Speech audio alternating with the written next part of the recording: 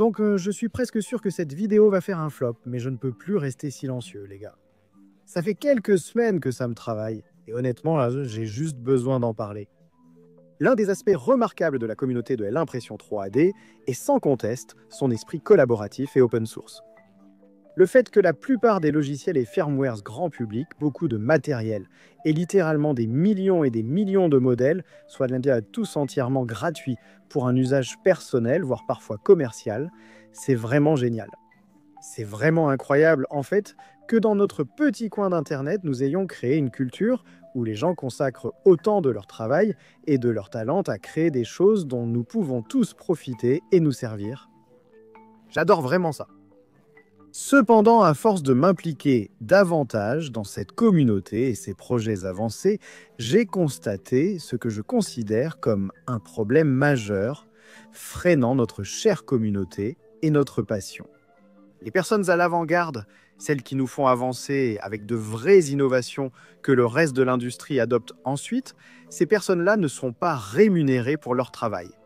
Écoutez, je comprends. Nous en sommes arrivés là grâce aux idées open source, qui, en raison du fonctionnement de l'open source, exigent que les développements futurs basés sur ces idées soient également open source. Je ne préconise pas de changer ce genre de politique. Je sais que c'est pourquoi l'impression 3D grand public a tant progressé ces dernières années. Et je sais que des décisions prises par des personnes comme Joseph Prussia, au début, qui ont réussi d'une manière ou d'une autre à équilibrer la gestion d'une entreprise commerciale tout en soutenant la communauté open source, font en grande partie ce que nous avons tous aujourd'hui.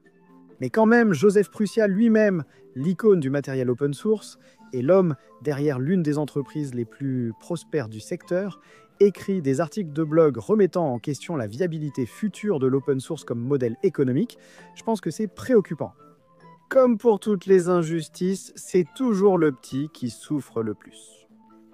Par exemple, le projet Voran est déjà majeur, avec de nombreux bénévoles et dons d'entreprises.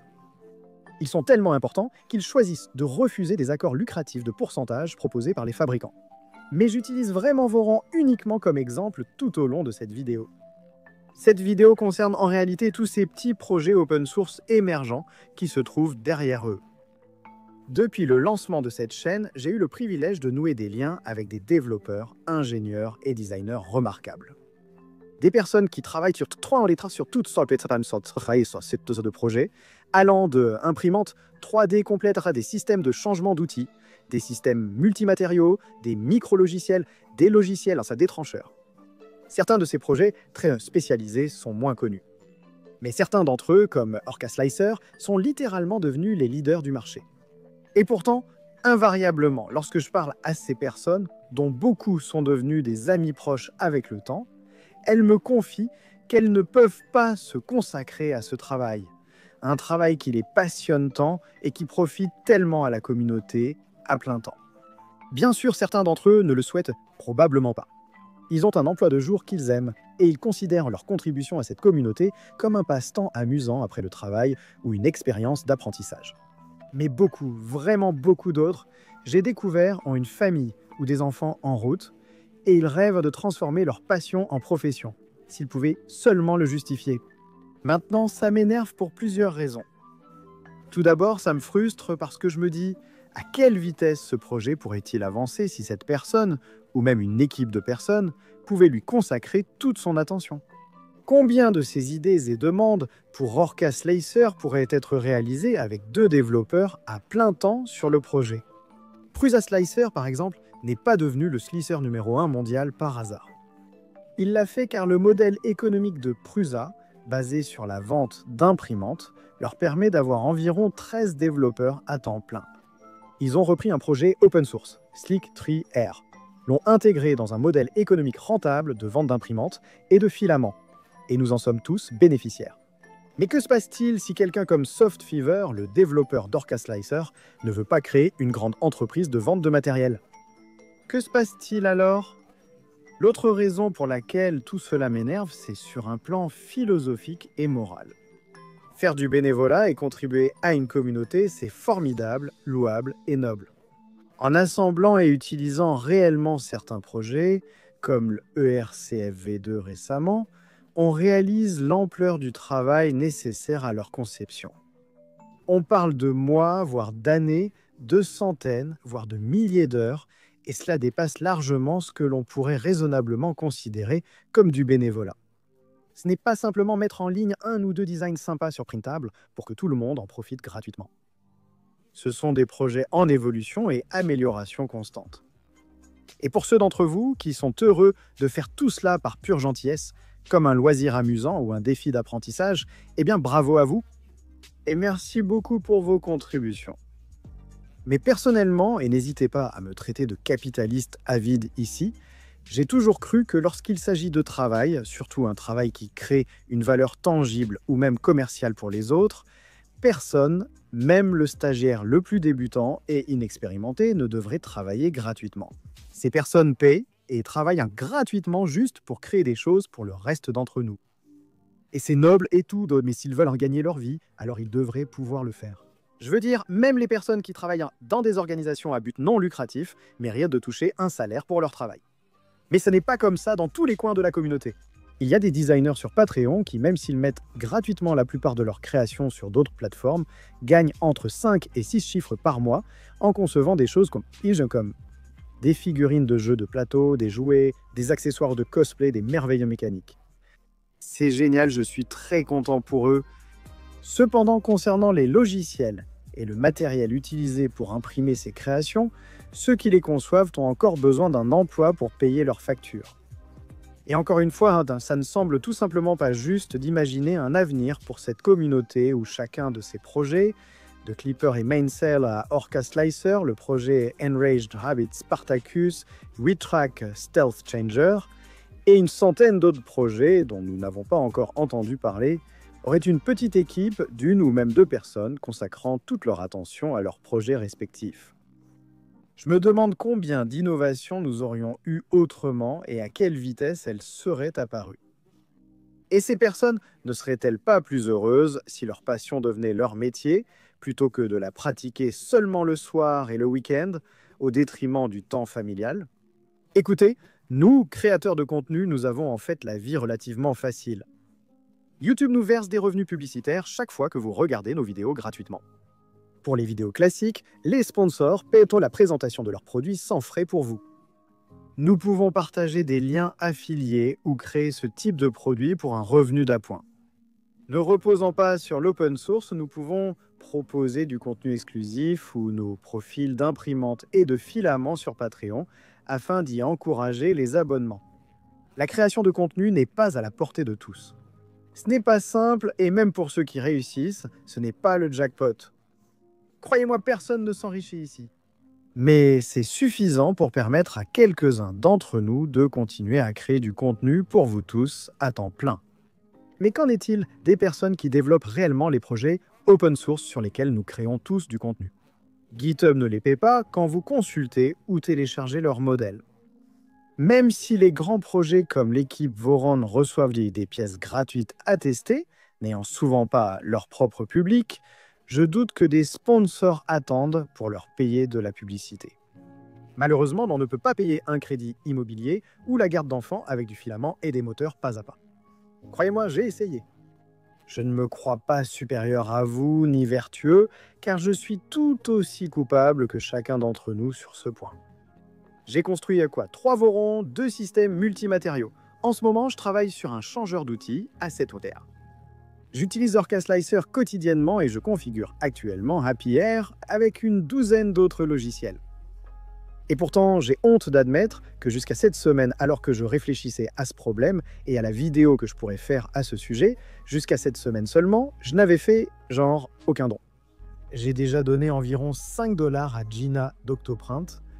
J'ai quelques idées sur comment, en tant que communauté, nous pouvons faire mieux et corriger ce qui semble être une injustice, non seulement pour des raisons éthiques, mais aussi pour attirer les personnes les plus talentueuses sur ces projets, même si beaucoup reposent sur les épaules de géants de l'open source. Je veux dire, il y a une certaine hypocrisie dans le fait que beaucoup de gens dans la communauté aiment accuser des entreprises comme Bamboo Lab de s'inspirer de la communauté open source sans respecter l'esprit open source.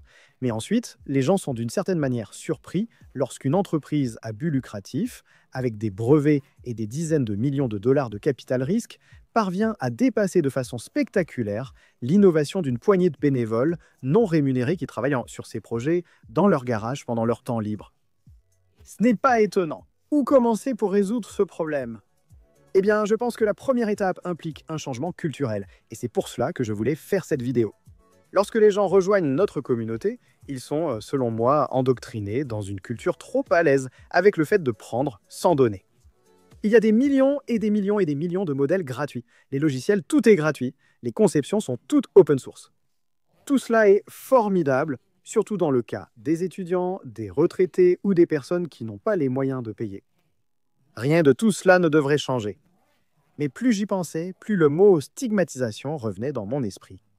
Techniquement, en fait, la plupart des musées à Londres sont gratuits pour le public. L'entrée est gratuite et acceptée. Pourtant, passer devant le comptoir de dons reste stigmatisé. Ou que dire des artistes de rue? Ils jouent de la belle musique dans la rue et c'est 100% totalement gratuit. Vous devriez en profiter gratuitement et ne ressentir aucune obligation de payer pour cela. Mais il y a une stigmatisation sociale associée au fait de rester devant le même artiste de rue pendant 15 minutes et de filmer plein de vidéos que vous allez mettre sur les réseaux sociaux sans au moins laisser un pourboire. Bien sûr, je ne préconise pas d'humilier publiquement les gens, et personne ne devrait jamais se sentir obligé de donner ou de contribuer s'il ne voit pas la valeur d'un projet donné. Mais je pense qu'il devrait quand même y avoir un petit tabou embarrassant, par exemple, à construire une demi-douzaine de Voron comme moi sans faire de dons au projet Voron lui-même. Ou les personnes qui, encore une fois comme moi, ont des dizaines d'imprimantes chargées dans Orca Slicer, mais qui n'ont jamais pris le temps de soutenir son développement. Je veux dire, si tu peux te permettre d'acheter toutes les pièces ou toutes les imprimantes, tu peux aussi te permettre de soutenir le projet lui-même avec quelques euros. Donc je pense vraiment qu'on doit simplement changer cette culture et les attentes autour de cette culture. Par exemple, et si chaque fois que quelqu'un fait une nouvelle demande de numéro de série pour obtenir un numéro de série sur son Voron, ça devenait un peu un faux pas de le faire sans partager une capture d'écran de ton don de 2 $ au PayPal du projet Voron. Et si dans les salons Discord de ces petits projets, les soutiens avaient un rôle et une couleur différents, exerçant ainsi une pression sociale sur ceux qui posent donc des questions sans ce statut, car ils n'ont pas soutenu le projet? C'est juste une idée. C'est aussi le cas pour les fabricants. Sauvel a récemment fait sensation en s'engageant publiquement, puis en tenant parole, à faire un don de 2 $ au projet Voron pour chaque SVO 8 vendu. Ils l'ont fait non pas parce qu'ils y étaient obligés. Je veux dire, la licence open source permet à n'importe quelle entreprise de créer même une réplique exacte du 2.4 et de la vendre sans aucune obligation. Ils l'ont fait parce que c'est la bonne chose à faire et parce qu'ils veulent voir l'innovation continuer, ce qui profitera à tout le monde, y compris à eux-mêmes. Qu'en est-il des autres entreprises produisant des kits Voron ou des copies? Il existe déjà quelques exemples d'entreprises qui font ce qu'il faut ici. LDO, par exemple, fait un don mensuel au projet Voron, et c'est fantastique. Et les autres? Et les imprimantes utilisant Clipper, Mansell ou Fluid. Je sais que Big Tree Tech, Obico et Peopoly font des dons à Clipper. Mais étant donné que il y a littéralement des millions d'imprimantes expédiées chaque année qui fonctionnent maintenant avec Clipper et qu'il n'y a que 500 soutiens grand public à 3 $ chacun sur Patreon pour soutenir Clipper, il devrait vraiment y avoir plus de logos sur cette page. Et que dire des nombreuses imprimantes désormais fournies avec des profils Orca Slicer par défaut? Même si cela augmente le prix de 2 ou 5 $, j'aimerais vraiment que plus de fabricants le fassent. Honnêtement, je préférerais voir ces entreprises qui paient de leurs développeurs pour créer leurs propres slicers alors qu'ils ne sont jamais vraiment très bons. Je préférerais qu'ils réinvestissent cet argent dans Orca Slicer et abandonnent l'idée de créer leur propre slicer. Honnêtement, Orca Slicer est bien meilleur. J'aimerais aussi que les entreprises soient beaucoup plus publiques et transparentes à ce sujet directement sur leur page de vente. Ainsi, en achetant par exemple un kit Voron 2.4 de LDO, nous contribuons déjà au financement des équipes de développement de Voron, Mainsail, Orca Slicer et Fluid pour soutenir leur travail. De nombreux précédents prouvent déjà que ce modèle fonctionne ailleurs. Il existe de nombreux projets open source extrêmement réussis comme Blender, Linux Store, Mozilla et bien d'autres encore. Et la plupart d'entre eux sont en grande partie financés par des sponsors d'entreprises. Nous devons non seulement renforcer la stigmatisation chez les consommateurs, mais aussi exiger des entreprises plus de transparence sur le montant de leurs dons, les projets financés, les produits concernés et leurs liens avec les ventes totales.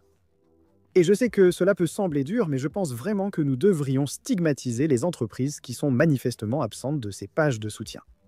Et enfin, les designers, les ingénieurs, les développeurs, vous n'êtes pas non plus sans reproche ici. Écoutez, je comprends.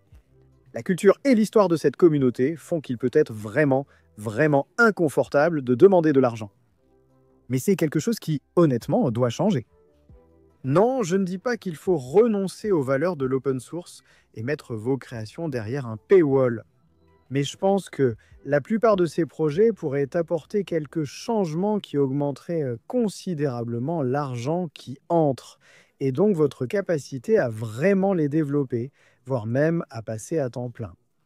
Vous pourriez par exemple créer une communauté Patreon pour des projets comme Voron, ERCF, Orca Slicer, etc., où vous organiseriez des diffusions en direct réservées aux membres, donneriez un accès anticipé à de nouvelles fonctionnalités ou conceptions, des outils utiles comme des feuilles de calcul interactives pour planifier votre montage, ou des versions exclusives de certaines pièces avec des badges de soutien intégrés, afin que la construction d'un supporter soit visiblement différente des autres.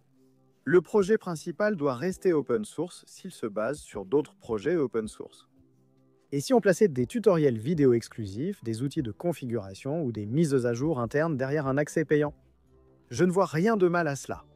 Sinon, tu pourrais mettre un curseur, une barre de progression, directement sur GitHub, à côté du lien vers la page de dons, pour informer directement les gens du coût nécessaire pour continuer à développer la prochaine version de ton projet, en incluant un détail des dépenses, comme le matériel, le filament pour les tests, les salaires et tout ça. Ainsi, on constate concrètement que tu ne gagnes pas assez pour poursuivre le projet que nous attendons tous. Tu pourrais même mettre un don suggéré sur le GitHub de ton projet.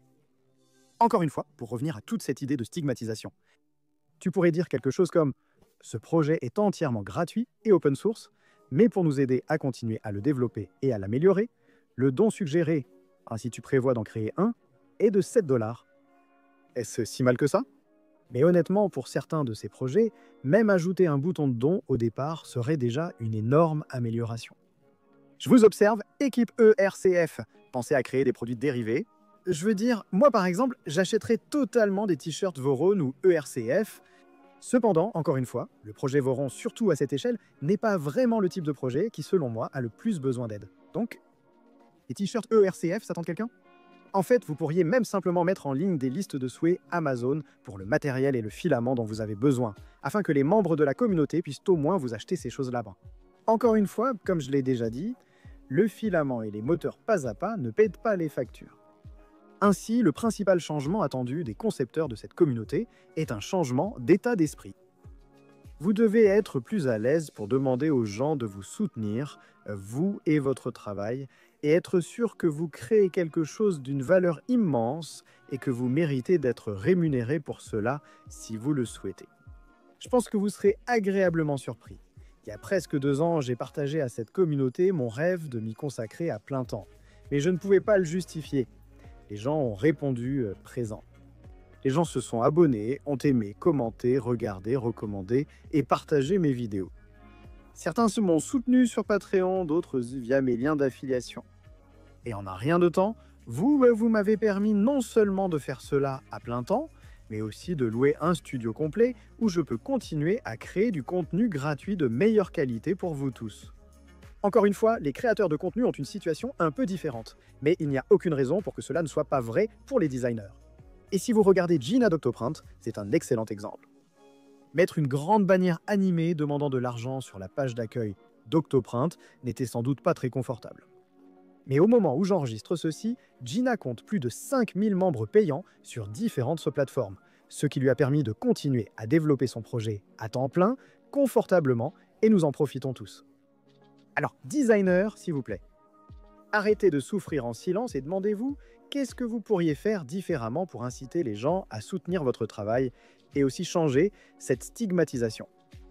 Comment pouvez-vous trouver un moyen de rendre plus facile le fait de demander à la communauté ce dont vous avez besoin?